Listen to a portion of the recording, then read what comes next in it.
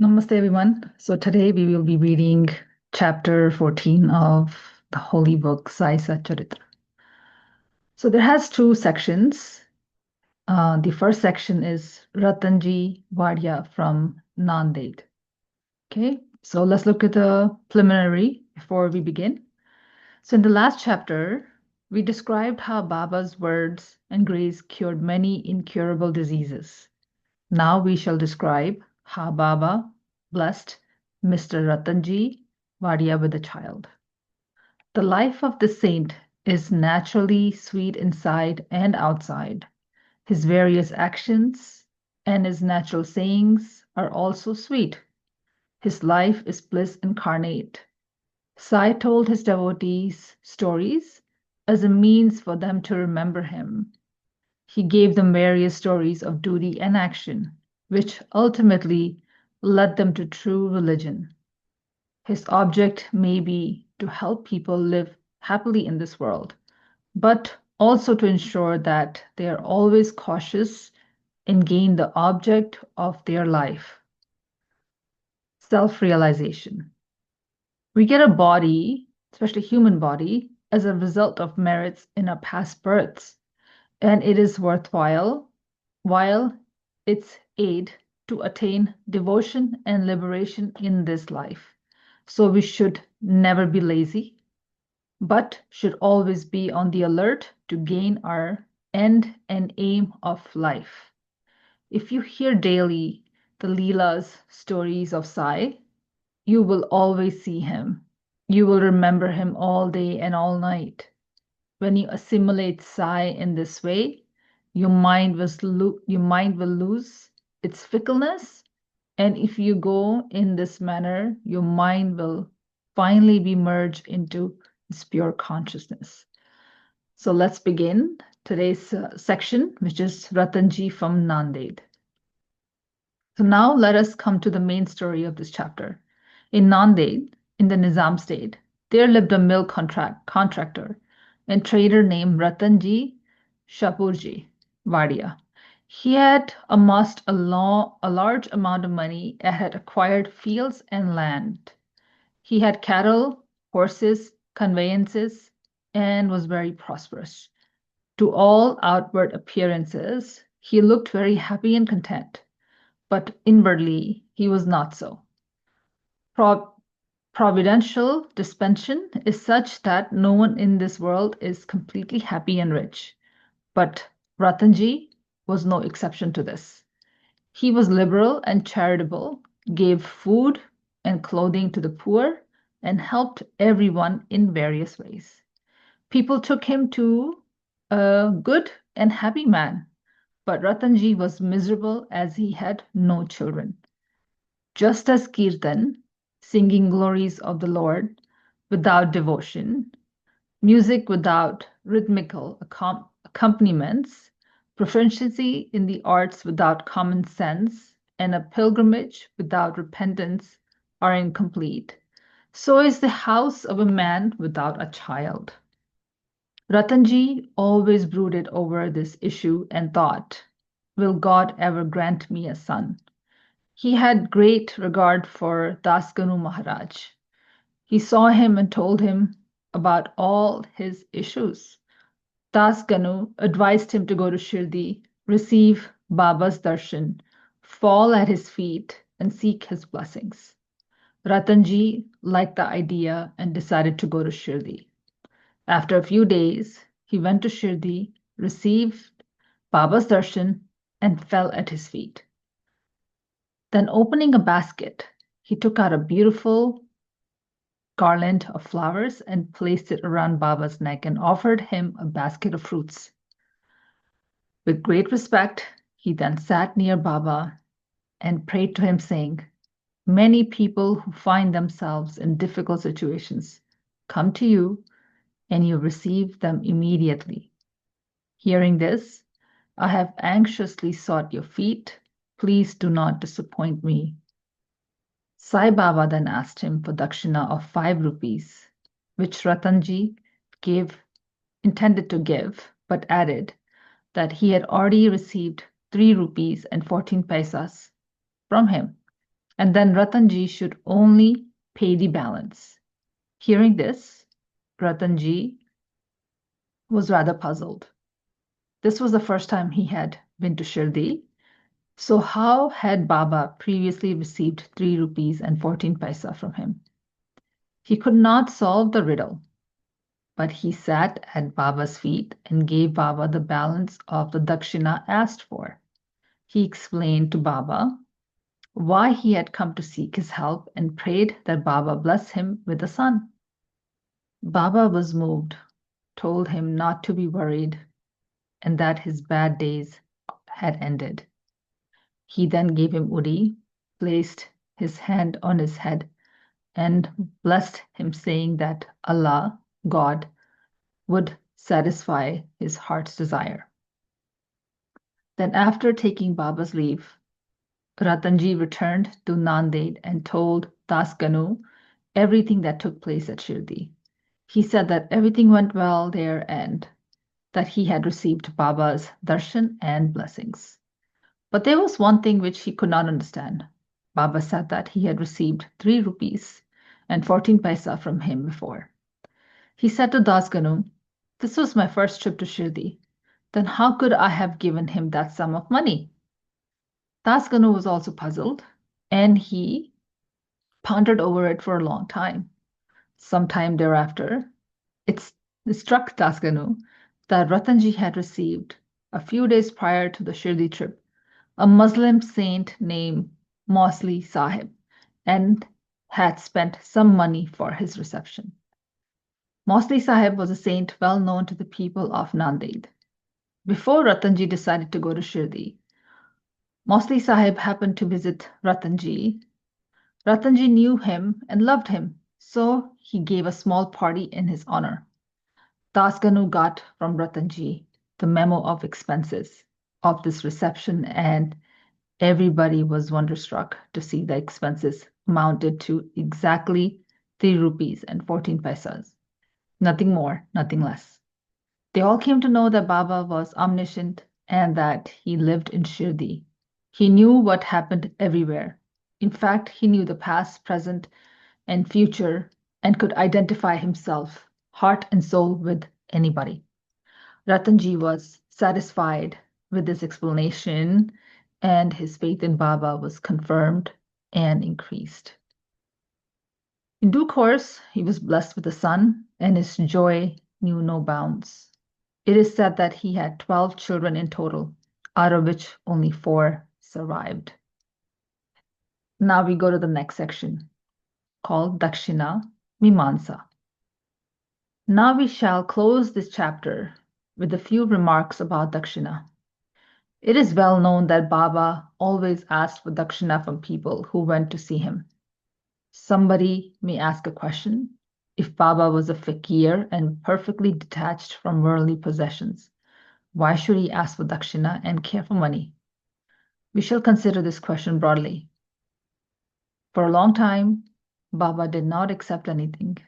He stored, burned matchsticks and filled his pockets with them. He never asked for anything from anybody, whether they were devotees or otherwise.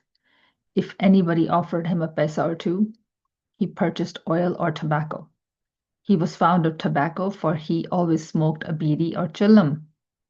Then people thought that they could not see saints empty-handed, and they therefore placed a few coins before Baba.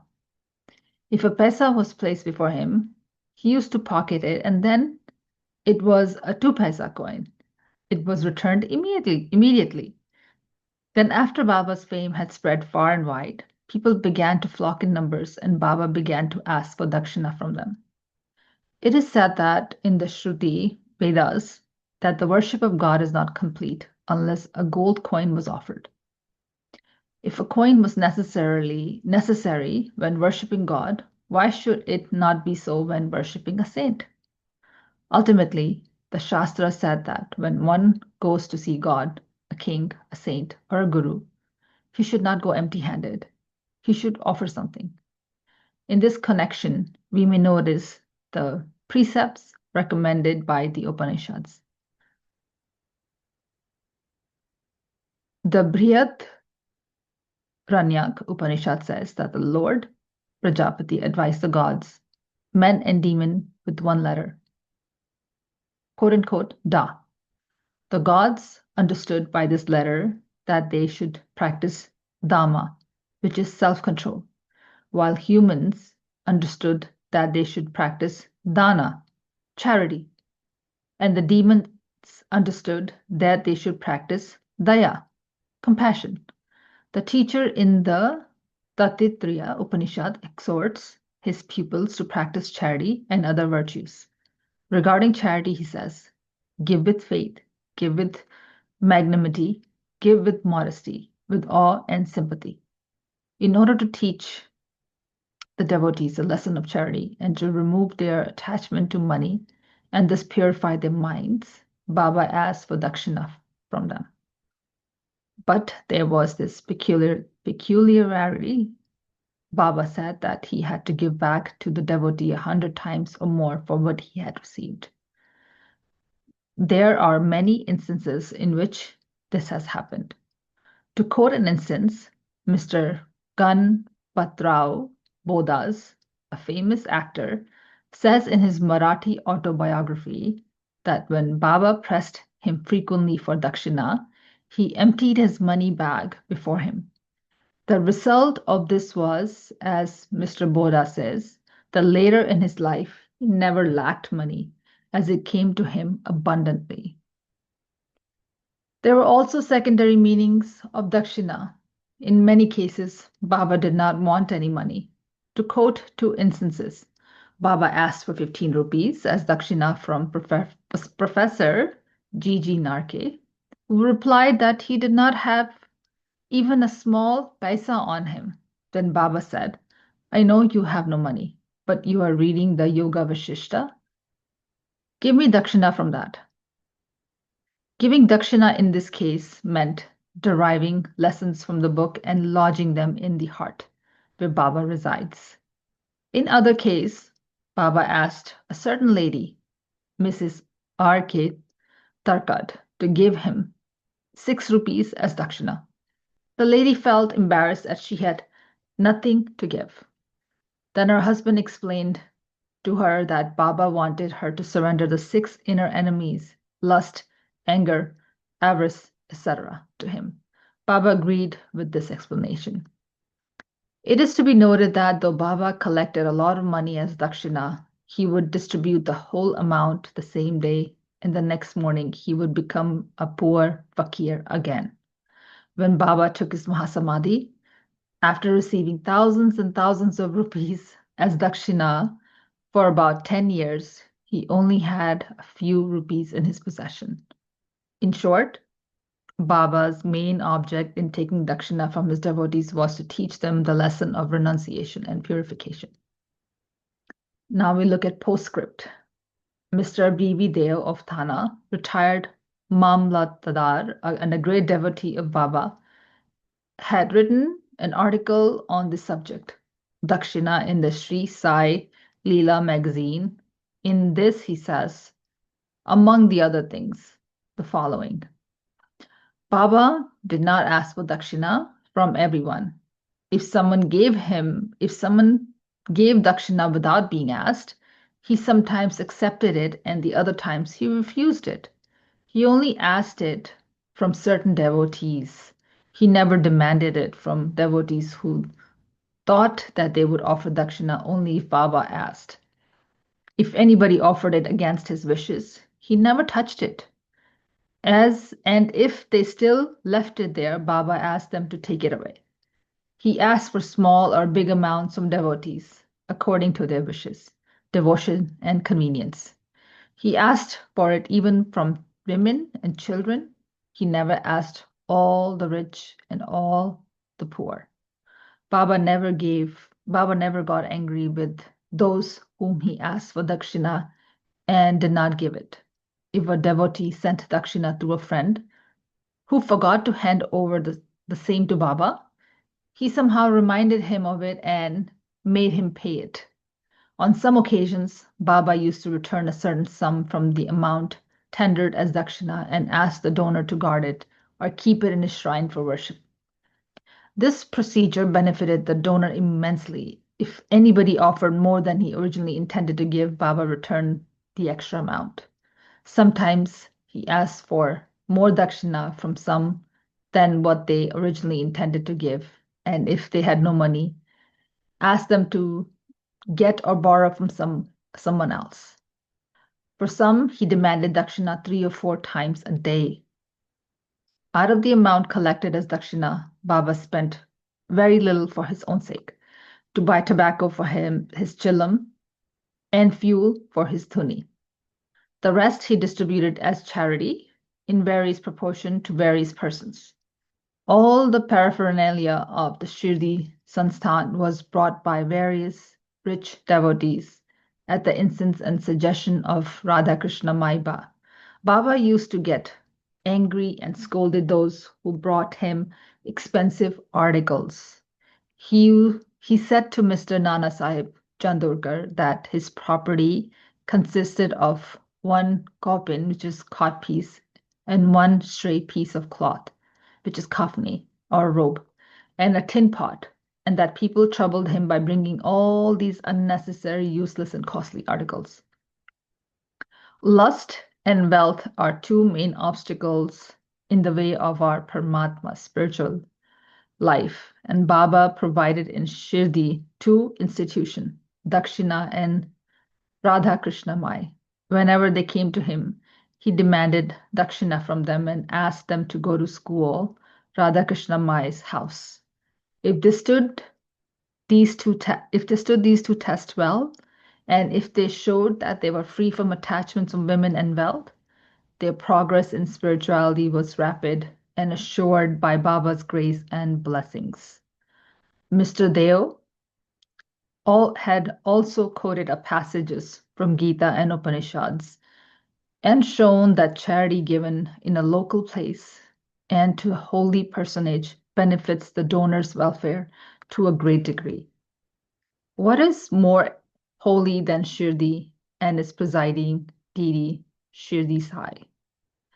Bow to Shirdi Sai. Peace be to all. Thank you, guys.